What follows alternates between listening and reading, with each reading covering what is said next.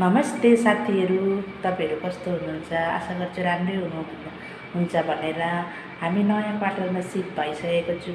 अस्ति हस्बेन्ड छुट्टीमा आउनुभएको थियो, नयाँ क्वार्टरमा हामीलाई सिफ्ट गरेर फेरि 4 दिन बसेर जानुभयो। म तपाईँहरूलाई मेरो क्वार्टर देखाइरहेको छु, हेर्नुहोस् है साथीहरू। यो चाहिँ हो एन्ट्री गर्ने रुम हो, यो चाहिँ दरवाजा एन्ट्री गर्ने, यहाँबाट यो दरवाजाबाट एन्ट्री हुन्छ। यो चाहिँ हो डाइनिङ होल। डाइनिङ होलमा त केही सामान छैन, अब हामी नयाँ नयाँ आएको होइन। यो चाहिँ टोइलेट बाथरुम हो, हेर्नुहोस् है साथीहरू। यो चाहिँ टोइलेट बाथरुम हो, यस्तो छ।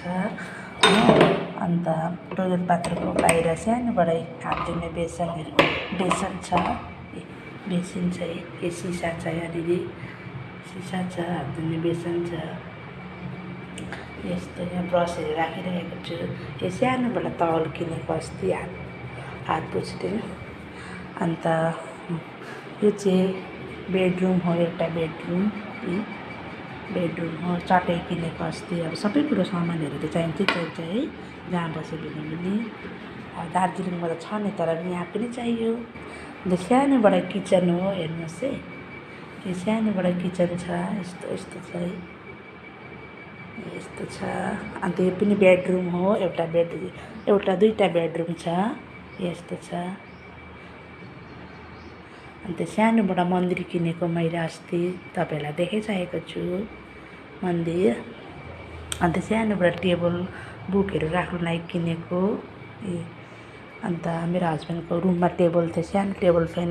एउटा रुममा टेबल फ्यान छ, एउटा फ्यान चाहिँ मैले घरबाट ल्याएको फ्यान छ, सिलिङ फ्यान छ माथि लाउने, हेर्नुहोस्। अन्त यो बेडरुमको छेउमा खिड्की छ, हेर्नुहोस्।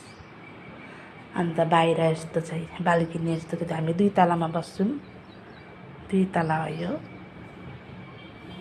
2nd फ्लोर हो यो चाहिँ। यस्तो छ। यो सब राँची हो, यो क्वार्टर सबै। मेरो हस्बेन्ड राँचीमै काम ड्युटी गर्नुहुन्छ, हेर्नुहोस् है। सबै यो क्वार्टर हो, यस्तो छ।